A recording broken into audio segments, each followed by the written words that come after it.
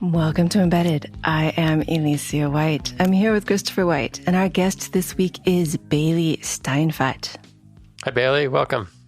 Hi. Nice to be here. Could you tell us about yourself? Yeah, I describe myself as a maker. I have been an engineer for about only 10 years now.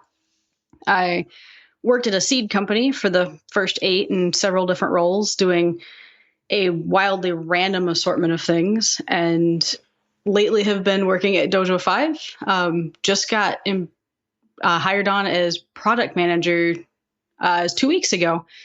Started out just doing normal engineering stuff before that. And then the reason I describe myself as a maker is because I help run the local makerspace, Area 515. And that's kind of everything. My biggest hobby is collecting hobbies, and the makerspace is probably a big part of that. And we've known each other for how long?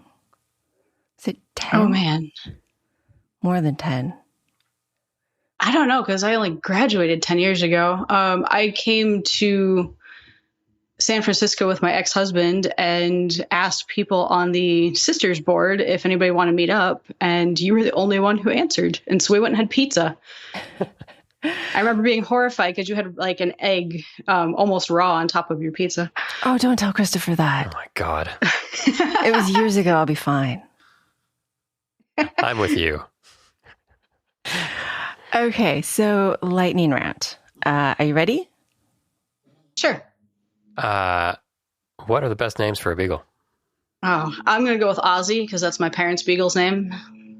And they named him that because he's the driver on the crazy train. All right. What's the best name for a robot? Oh, there's no one best name. It depends on what he's doing. We'll take a couple examples. Jeez, I mean, we had Beerbot, and then we have Robbie the Rude Robot at our space. Robbie the Rude Robot. Wait, we need to hear about this. Okay. Now? Yes.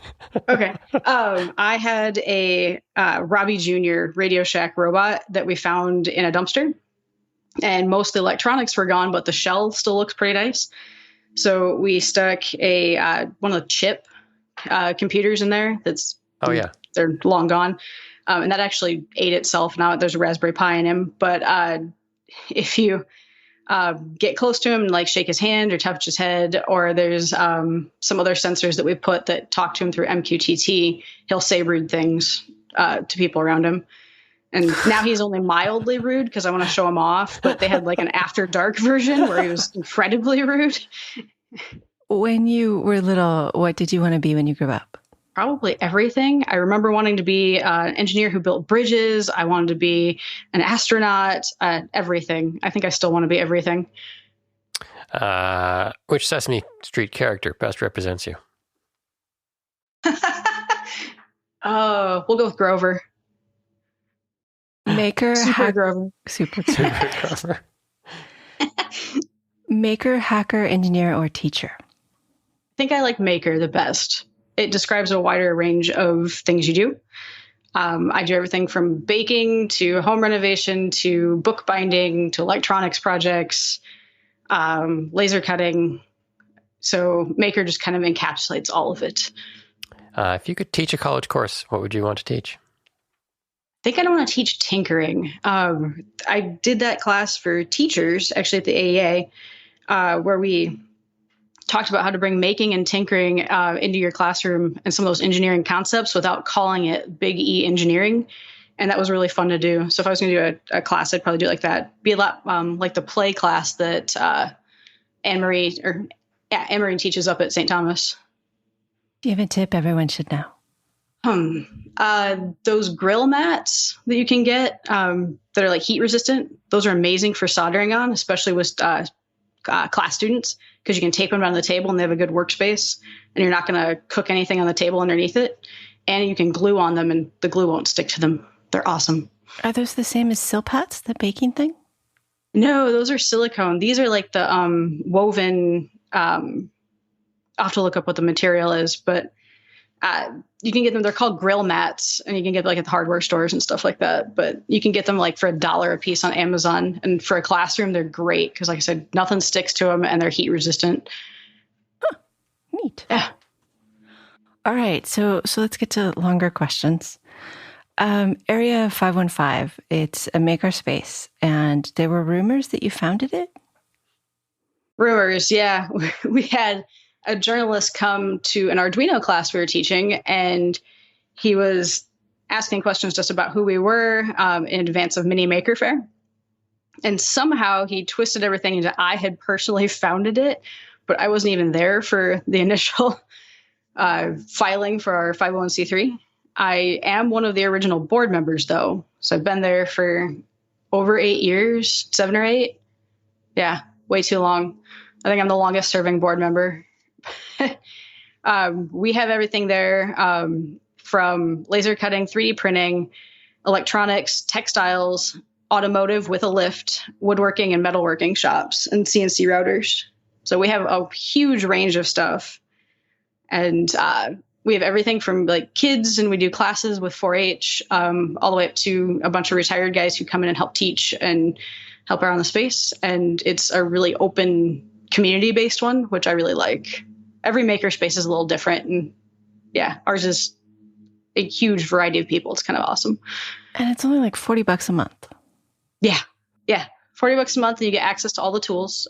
Some of the tools that have lots of consumables have a yearly fee, but it's only like another $20 a year for any one of those. So it's pretty affordable. How do you make sure people know how to use the tools? We have trainers. So when you show up, we try to get you trained on your first area within your first week. I know some spaces do classes where you have to wait around for the laser class, but we'll just schedule one-on-one training for everything. And that gets you your safety instructions, so you know how to use it safely without hurting yourself or the machine. And then after that, it's really open. Just, hey, I want to learn how to do this new thing on this tool, or I want to use another tool or do a specific technique. And usually there's somebody there to help you through it. Or if nobody knows, help you experiment. And you said it's a 501c, which in the United States means it's a nonprofit. Yep. Which means we go grant hunting, which is probably my least favorite part of running the place. Writing for grants is definitely a skill that one has to have, and engineers don't exactly have that. And so it doesn't run entirely based on subscriptions. We keep the lights on with the subscriptions. So all of our recurring expenses, we can keep going as we are with our current membership. But when we want to buy big new tools or upgrade something, or like we want to hire an electrician to upgrade the service to the building, those are the things we need money for. Okay. So, but you didn't found it. Who founded it? Mm-hmm. And how did they decide not to make a profit from it? We started going and meeting at a local coffee shop called Smoky Row. They were just posting on Meetup, and they had a Google groups and just saying like, this would be a cool idea. And then everybody realized that nobody wanted to be the business owner and like have to make this their job. And we also noticed that several of the other makerspaces around the country, the best run ones were nonprofits. So that's the direction we decided to go. So you were in on the founding. I came in like 4 or 5 meetings after they started their meeting at the coffee shop.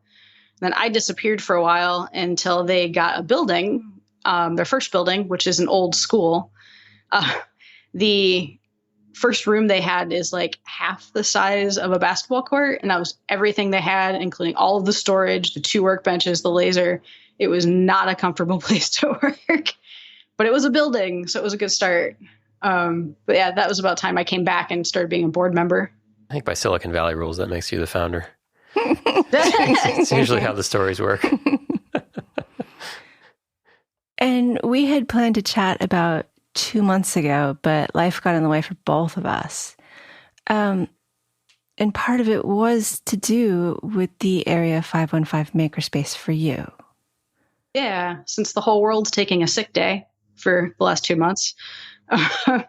We were making shields. So we had one of our members, Ryan, had posted, "Hey, we have a lot of tools and skills. What can we do to help out?" And we decided that the 3D printing of the face shields was the best thing we could do, because we don't have a ton of printers at the space, but a ton of members have printers. So it's something we could safely do from home for most people and then deliver them to the space. Well, then people kept piling on and it kept getting bigger. And we had people loan us printers. The local school district started printing since they didn't have students in school. The teachers were going in and printing. Local university, Drake, all dug in, and it became this bigger thing, and we ended up being a central repository for parts and then having volunteer days to assemble the shields to send out to emergency services. We had a sign up for people across the state. If they were first responders of any kind, firefighters, emergency EMTs, ERs, whatever, they could request them. When it kind of got bigger than we knew what to deal with, we got the AEA, which is the Area Education Association. I don't know if that's something other states have, but it's a support organization for the public schools. And they have drivers that drive materials out to schools, usually all year long. But since schools weren't in session, they gave us their drivers and they drove parts to us and completed shields to the facilities that had ordered them, which was awesome. And then we got tied in with Polk County Emergency Services and Iowa Homeland Security to help distribute within Polk County effectively. New BOCO in Cedar Rapids was also doing this, as well as Heart Smart Products here in town. So we started making a statewide network and talking to each other to distribute a little better. So that was, it got big really fast and really awesome. We had a lot of people step up and help, both printing, giving us parts, coming and assembling, delivering, the whole works. And then Greengate 3D and CME CNC are 3D printing companies. And Greengate gave us, just for the price of shipping, the plastic clear fronts. They gave us 4,000 of those. And then CME CNC, I don't even remember how many of the top headband parts that they injection molded at one point and started sending those out around the country. And we got a few thousand of those too. We have a small 3D printer and we couldn't figure out how to make it useful to anyone. Were most of the people you were working with, did they have the big Prusa printers? Yeah, most people had those. Enders. We had a couple of Rostocks, the tall CME CNC ones, printing at our space. The littler printers, what we ended up asking people to print for those were the ties that you can stick on the back of your head to make your mask more comfortable, so it's not around your ears all the time, and bias tape makers to sew masks.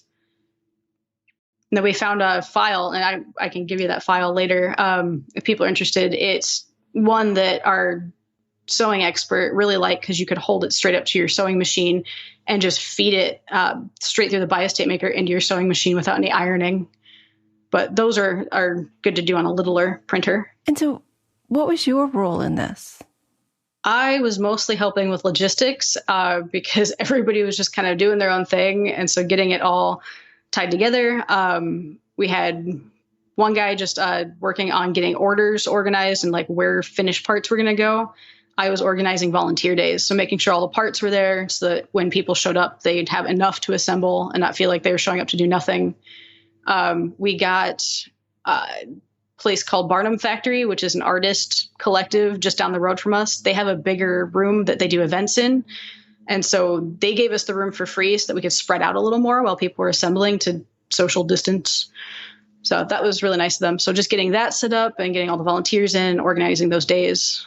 And a lot of people helped with that too. But then, yeah, mostly logistics and just hand assembly. I did a lot of assembly. Your goal was to build 800 shields. How much did you end up making? We made over 6,000, and we don't have an exact number because we ended up having 3 different assembly locations. I don't think the numbers got tallied up right. But again, to make sure everybody was safe and not crowding too close together, we spread out the assembly. And also, people are softies, and we'd get sad emails about like, oh, I need one right now. I don't have anything. I don't know what I'm going to do. And like somebody'd sneak them a shield. So like daycare owners and like little clinics and stuff like that. It was, I mean, we try to help everybody, but yeah, that made it hard to count exactly how we made, but it was definitely over 6,000. And you stopped.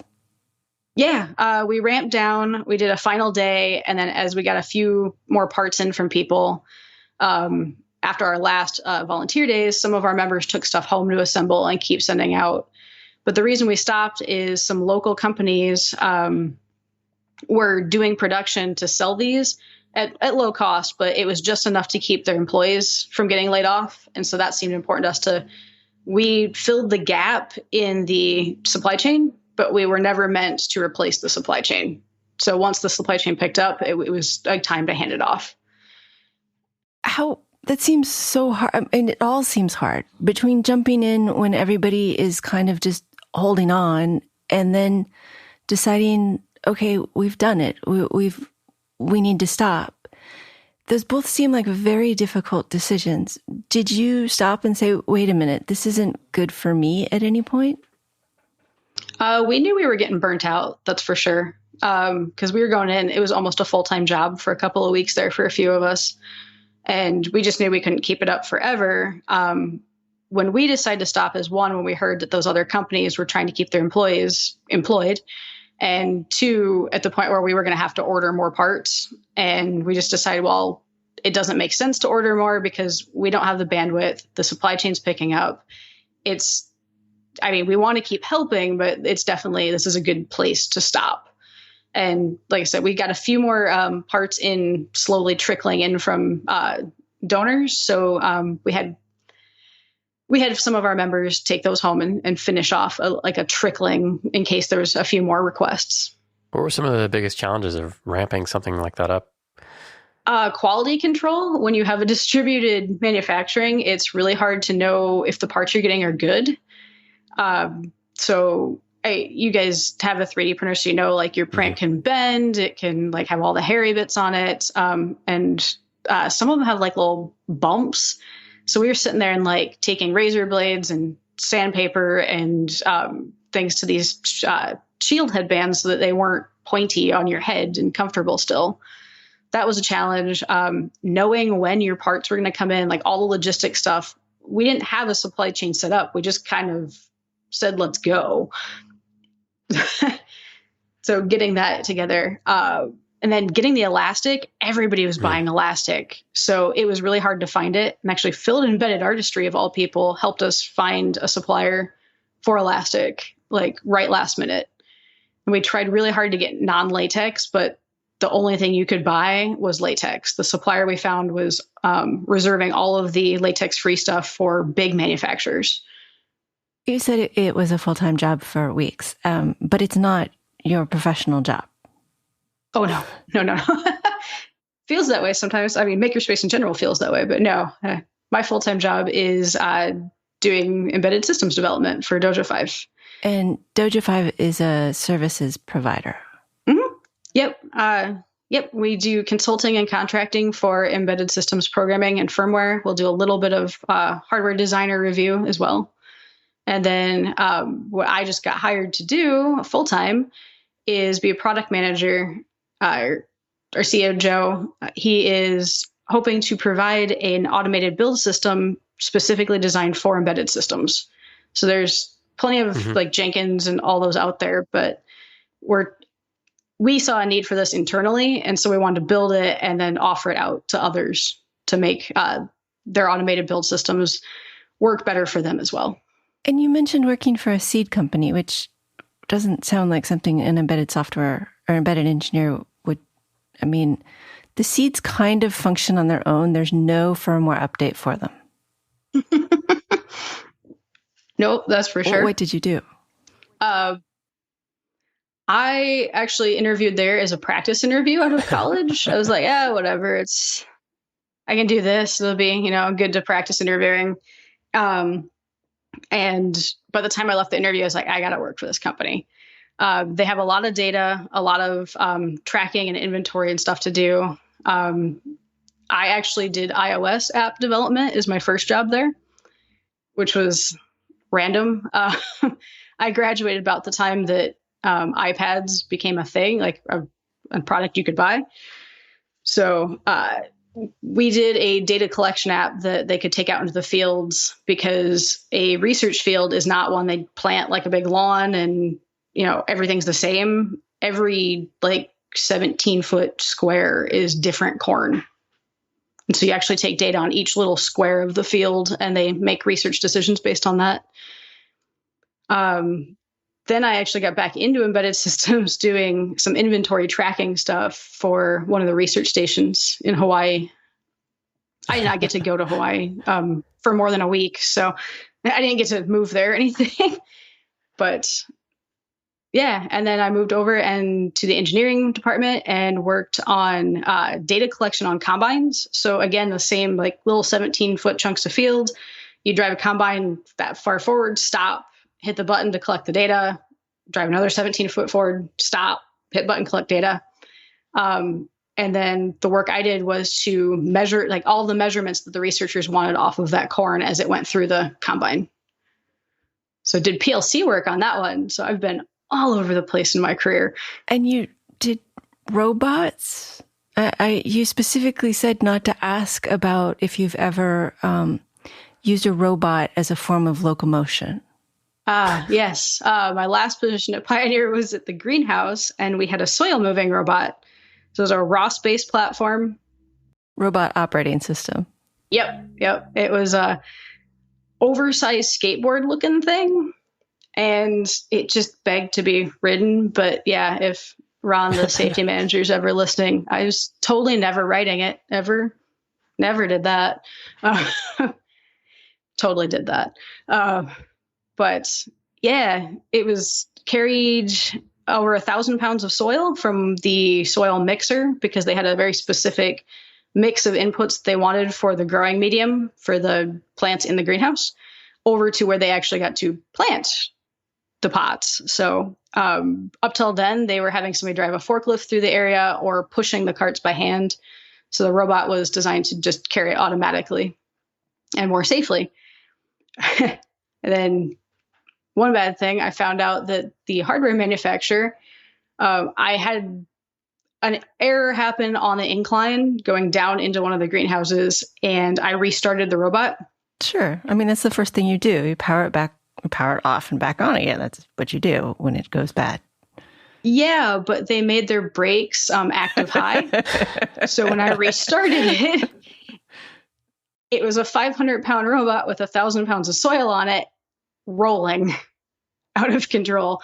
So I was doing the Fred Flintstone thing, holding onto the back of it and digging my heels and trying to stop this robot from going down the hill. Why did they do that? That's safety 101. Mm-hmm. Yep, that's when I learned that the brakes were active high. So, yep. Fail unsafe. Yeah. Yep. And then that was a fun day. And okay, so that's Pioneer. And then after that, you started your own consulting business? Yeah, Pioneer got merged into DuPont and Dow, and then they spun off into Corteva. And in that whole mess, my position got eliminated and I was laid off. And I had some advance warning, and through makerspace contacts, actually, I got enough leads to keep myself self-employed for over a year. That was awesome. So yeah, I worked on DMX controllers at a car wash for lighting systems. So I made it look like Vegas in there. It was awesome. I had a guy wanting to do a weed pulling robot for agriculture, and he mostly wanted to know what did he need to know to keep working on that. So I did some consulting on that. And then I did a lot of work for a safety wearables company. So they make systems for factories to give these safety wearables to detect slip, trips, and falls and environmental hazards for their employees. And so I did a lot of firmware help with them. But at the same time, you're doing makerspace, or you also teach classes for people learning to program too, right? Yeah, that's part of the makerspace. So I've done mostly Arduino classes. That's a more fun way to learn how to program because you get to see all the blinking and moving and everything. And yeah, that could be anywhere from kids from 10. I've had people up to 74 take the class. I taught it at a conference last year. So that's the only time I knew that everybody knew how to program already and just need to learn the hardware. Otherwise, I could not assume that anybody knew anything when they showed up. So, and it's strange how many times people come to a programming class and do not bring their computer. Why would they? I was told to be provided. Yeah. So I always had a couple extra or if they brought their computer, they'd forget their power brick and it would die halfway through the class. And so, yeah, can't assume they have anything when they show up. But those are always fun because people are, always have huge, like crazy ideas by the time the class is over, what they're going to build. And it's just fun to watch people learn as they go through it. You said that you got some of the jobs from the makerspace, but overall, how was the transition from being in a pretty big company, I mean, a reasonable sized company, to being on your own? Sudden, that's for sure. Not too bad though. It was kind of nice to take a break from being somewhere full time. A lot of my gigs did not take up full-time positions, so I got to focus on the makerspace a little bit. I also have a fixer-upper house, so it was nice to go work on a little bit of that. But yeah, it was more than enough work to keep me busy for a year, and it was just a nice break from being at the same company for 8 years. So, I mean, you mentioned many different projects, which you don't always get at a big company. Yeah, true. That was part of it too. Like I did like the fact that at Pioneer I got to keep learning new stuff. So the fact I still got to do that as a contractor was also pretty nice. So you do many different things. Should we have asked you, do you start a dozen or finish one? Only a dozen? There's more than a dozen. I have a closet called Project Purgatory. What does a project have to do to get put into Purgatory? Be less shiny than the newer project. Yes. Ours just get left out. And then we don't go to that part of the house anymore. Yeah. Until there's a great purge. So it sounds like you like to learn to do new things. I mean, you've done a lot of different things. I was programming PLC, ROS. Those are all very professional things.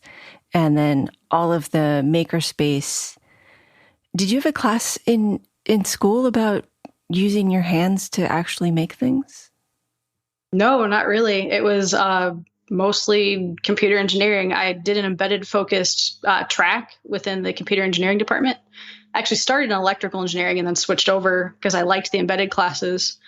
So, I mean, they did a good job of teaching us how to build firmware and do a lot of the practical things you'd have to do at your job, but no, not so much the hands-on, like soldering stuff together or doing any mechanical design. And I'm definitely not a mechanical engineer in any way, shape, or form. That's always one of the hardest things for me is I know in my head what I want it to look like, but I don't know how to do the mechanical parts. I made a tea box for my mom for Mother's Day this year. My sister and I did that on the laser cutter. And we built it 4 times before it actually opened and closed appropriately. What's a tea box? It's just a little laser cut box with 3 different sections to put her different tea packets into. Yep, to stick in the cupboard and look nice. I was on the letter T, and it didn't make any sense. I was like, is it in the shape of a T? Okay, this makes more sense. How do you learn how to do all of that? I mean, this is just a lot of stuff. How do you learn all this stuff? I pretty much never stop reading, which is sometimes a curse because, going to sleep is kind of a nice thing. But also, part of being at the makerspace means I can surround myself with other people who know different things than me. They love learning just as much and are happy to share. So it's a good environment and good crowd of people to be with if you do like to learn stuff, because you can constantly learn from each other. How do you know when you've crossed the line between doing it for fun and ready to put it on your resume? Wow. That one's a hard one because since I did work for the same company for 8 years, I didn't really have to work on my resume too much. But I guess when people were ready to pay me for it, that was part of it. I don't think I'd ever put like bookbinding or something like that onto my resume, but yeah, getting some of those projects afterwards as a contractor, just anything that I had done before that somebody seemed willing to pay me for seemed like excellent resume fodder. That's usually my line. I'm a professional whatever the second somebody pays me. Yeah. That's how I became a professional iOS developer, even though I knew nothing about iOS development the instant I transitioned to that team. It doesn't matter, I can't do it. I'm a professional by definition, right? I think most of my career has been, here's a thing we need, learn how to build it. So. Yes. Yes. Well, that's very typical, especially the experience with working for a services company and the kinds of things you've done is very similar to startups to me, where you're just kind of, oh yeah, we're hiring you to do software. Come and join us. And then you show up and like, yeah, the computers are over there. We haven't plugged them in yet. They also don't have an operating system. We don't have any servers. So if you could get on that, that'd be great. Yep. It's like, oh, okay, I do everything. Mm-hmm. And I better start learning very quickly. Yeah. It's always nice when you show up and a company doesn't have version control and they don't know what it is. And you're like, okay, do I start them on Git or something simpler? Version control backups. When I arrived at a company, they had a couple of Dells with hard drives with all of their important intellectual property on them. Oh, no. No backups, no nothing. I'm like, okay, guys. So first thing first, this is the entire company here, right? Yes. Okay. Maybe we want to protect it. I don't know. It's under somebody's desk, where they can drop coffee on it or kick it. Man, when I showed up at Pioneer on my first day, they did not have a Mac for me for the first 3 weeks, even though I was an iOS developer. So that was interesting. Yeah, that's not, yeah. When I showed up to Cisco, one of the largest companies in the world, they didn't have a computer for me for a month. So nice to know that's normal then. A lot of sitting at a blank desk reading printouts. Yeah, that's something that doesn't happen at a startup. If you don't have a computer and you need one, fine, let's go get one. Here, let's go to Costco. I remember let's go to Costco being the solution for a lot of things. You don't have to wait for purchasing to figure it out. Yeah. Do you think the skills you've learned as a maker translate well into your professional life? Definitely in some ways. A lot of the electronics projects that I've built, like I built myself a little time cube, which you tilt it to a different side, it gets the accelerometer and then send stuff up to harvest to start and stop my timers. But stuff like that has definitely been transferable. I always figure that's professional development. But then figuring out how to talk to people about what you're doing and how to document what you're doing so somebody else can build it and those kind of things. Those are also been really helpful from the maker stuff. Is there anything from the experience of building the face shields that has helped you or will help you? Yeah, the resource management, that's definitely one. Knowing that over communicating is usually not over communicating. If you think you're over communicating, you're actually probably about right. Yeah. I talked to one of your coworkers and he said that you have good insights about working with other engineers, especially those that are tricky to work with. I can only assume he's talking about himself. Do you... Is this Adam Wolf? Yes, it is. I love working with Adam. No, he's pretty good to work with. Do you have any advice for working with engineers that are perhaps on the trickier to work with side? Again, try to keep that over communication so everybody knows where they are.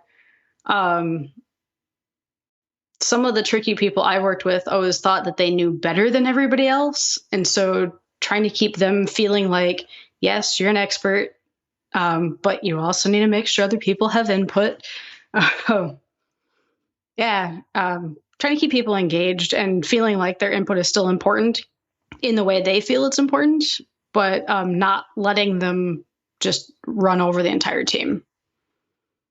And I do better at that when they're running over like my junior devs than I do when they're running over me, because I'm like, whatever, I'll just do my thing anyway, no matter what you say. But it's easier to protect the juniors than it is to bother to fight for yourself. Yeah, that's true. My greenhouse job, though, there weren't many other engineers. That one, I was the engineer on staff for the science department. So learning how to work with all the scientists, and scientists definitely have their way of doing things and their opinion on how things should or shouldn't be. And so I think that was good practice for having peers that thought a lot like scientists. What other good robot stories do you have? Don't use magnets for navigation. They work really well if you're like in a hospital where you can keep the degree, like your thermal load pretty consistent in your floor. But magnets actually change how strong they are when they change temperature. And so if you're in a greenhouse that's not really an insulated place, and in Iowa, that can mean you are at like -10 all the way up to 120 in that greenhouse, sometimes hotter than that. And so if you're trying to detect how strong a magnet is for your navigation, that's going to change wildly, not only throughout the day, but throughout the year. So our robot got lost a lot until we moved to SLAM. You mentioned Iowa, and Area 515, the makerspace name is about the area you live in, right? Yep, the area code. That's not a place people think of as heavy engineering areas. Nope, they call it the insurance capital of the world. I thought that was Hartford. Maybe. I don't know. Maybe they're trying to steal the title. But yeah, there's a lot of insurance and banking companies here. Wells Fargo, Nationwide, all that. And then agriculture, John Deere, Pioneer, Corteva now. Monsanto's got a branch here.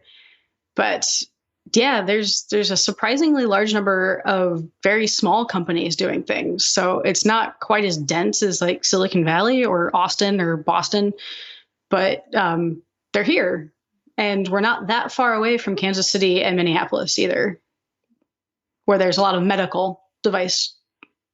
Well, and agriculture seems like this hidden giant industry that there's a lot of embedded development and all kinds of development associated with it, right? I mean, people don't think about it, but you went to a seed company. Yeah.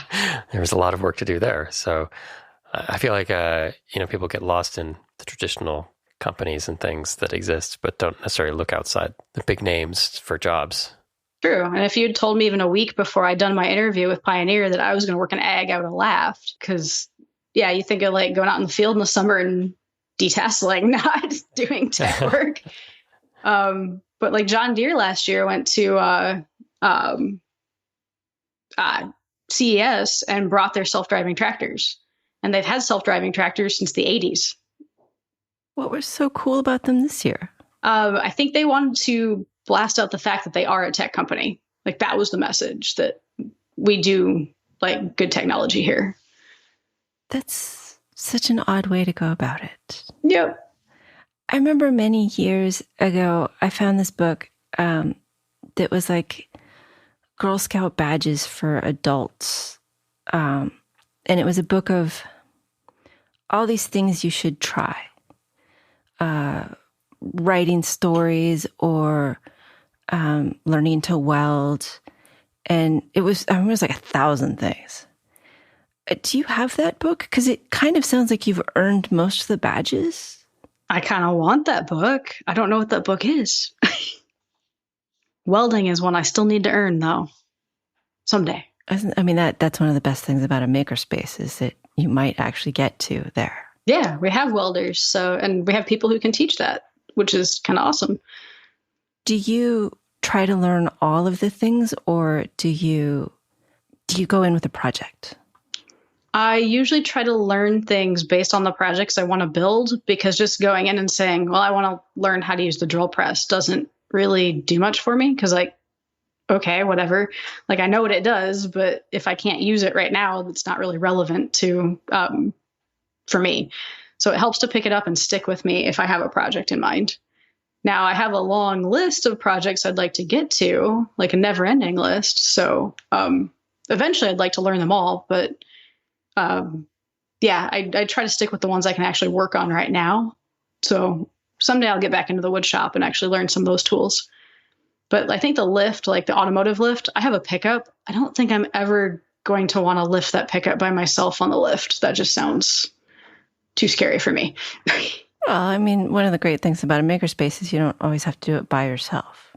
Yeah, no. That's pretty unusual for makerspaces having the automotive stuff, right? I mean, that's pretty cool. Was that somebody's pet idea, or was it a consensus thing, like we should do this? It was luck from the building we got to move into. Oh, okay. The previous tenant had been a custom racing auto parts manufacturer. So they had 2 lifts in there, and they took one with them when they moved out and left the other. So our landlord technically owns the lift, but yeah, we have full use of it, and you rent it by the day, and it's really cheap if you're a member. The book is called You Can Do It, the Merit Badge Handbook for Grown-Up Girls. Nice. So I know you are a listener of the show. We've talked about it. And you are also part of our embedded Slack Patreon widget. Why? Why can I not? Anyway, thank you to you for providing your microphone. But you are pretty active on these things. Does it give you any benefit? Yeah, I'm learning a lot from the Slack. Even if I don't respond to something, I read almost all of it. And so it's interesting to see the problems people are having. I haven't been part of the book club yet, but hopefully soon. Oh, yeah. Yes, I may join the book club now that they're done with my book, but that was just too terrifying. It was a good one to start with, though. But then last year, actually, when I was starting to do the consulting stuff, Anders was on there saying, like, I got this awesome internship with this really cool company. And like, he's really trying to like get people into the, embedded stuff and really flexible schedules and stuff. And I was like, you need to tell me more about this and maybe introduce me. And so he introduced me to Joe Schneider, who runs Dojo 5. And I did an interview and came on as a consultant for the first 2 or 3 months. And then he somehow convinced me to be an employee. I think insurance had part of that to do with that. But yeah, so I got my job because of the Embedded FM Slack, which was pretty awesome. And then 2 weeks ago, he called me up and was like, by the way, I need a product manager and I'd like it to be you. And so I started on full-time 2 Mondays ago. What a weird time now is when everybody's being laid off. And you get a job, and that's pretty cool. I am surprised at how many people are still hiring. True. But it is harder to get consulting jobs right now, too, because everybody's trying to not spend any cash. Or like I had been doing for the car wash company, what I'd been working on was trade show booths. So some of the lighting systems for the trade show booth. And so nobody's going to trade shows. I lost a lot of work that way, too, because there's just nobody asking to build that stuff anymore. So, yeah, some of our projects that we didn't expect to be affected are affected because of things like, well, we can't travel and test it. And so we're going to go on a starvation diet until we can get to where the things are that can be tested. And yet, in the beginning, I was like, oh, well, this doesn't matter. We'll just keep going. It's been really weird. I guess that sums up a lot. Yeah, it really is like the world's been on a sick day. Let's see. I asked you what you wanted to be when you grew up, and you said you still weren't sure. Do you have any concrete goals? Do you have any plans? Do you have the 5-year plan laid out? Oh. Hey, I used to do that. I don't anymore, but I used to. The Mitch Hedberg joke of celebrating the 5-year anniversary of you asking me this question. No, I've just always wanted to learn new stuff, keep learning new stuff, be a better engineer, keep, growing my skills in any department. I'm hoping my home renovations are done in 5 years because I'm doing most of them myself. So, because I can't turn down a project. But yeah, I think I still want to be a little bit of everything when I grow up, whenever I decide to grow up. I think sometimes learning new skills just helps whatever it is in your brain that learns. It doesn't have to be a good and useful new skill. It just has to be learning. Yeah. All right. I don't know if that made any sense. I mean, even I also do some crochet, which is really awesome to keep my hands busy because I don't sit still well. But even that, like, I know how to crochet, but there's always a new skill you can learn. Like, there's always an extra thing, like a new stitch, a new style of thing to make. And it's the same with engineering too. There's always something new to learn. Like, you could be the best at what you do and you're still going to have something more to learn. And that's the awesome part. I want to go back to the makerspace for a second because we've been associated with makerspaces in the past. We worked with a local one called Tech Shop that people may have heard of because it kind of was one of the bigger commercial ones, and they got really big really fast and then cratered really equally fast. And it seems like some makerspaces really struggle. Like they'll have a good initial year or so and then sort of fall away. Have you done anything differently? What do you think has made yours successful? I think because we did grow slowly. We started small, like we didn't even have a building until we knew we had enough members to pay for a space. We didn't move to new buildings until it became painful to stay. We've always tried to stay within our means and respond to the community. It always seems like Tech Shop or other ones that start from the top down, like they have a business model or somebody's vision for what it should be. Those seem to go south faster than ones that say, we're here for the community. What does the community want? What are they using the space for? And being able to switch that as you move forward. And it was always super expensive. I remember Tech Shop memberships were a lot. Like I think it was. And then you had to take classes that thousands, were a lot and difficult to schedule. Right. If you wanted to use a piece of equipment, it was a couple $100 to get qualified.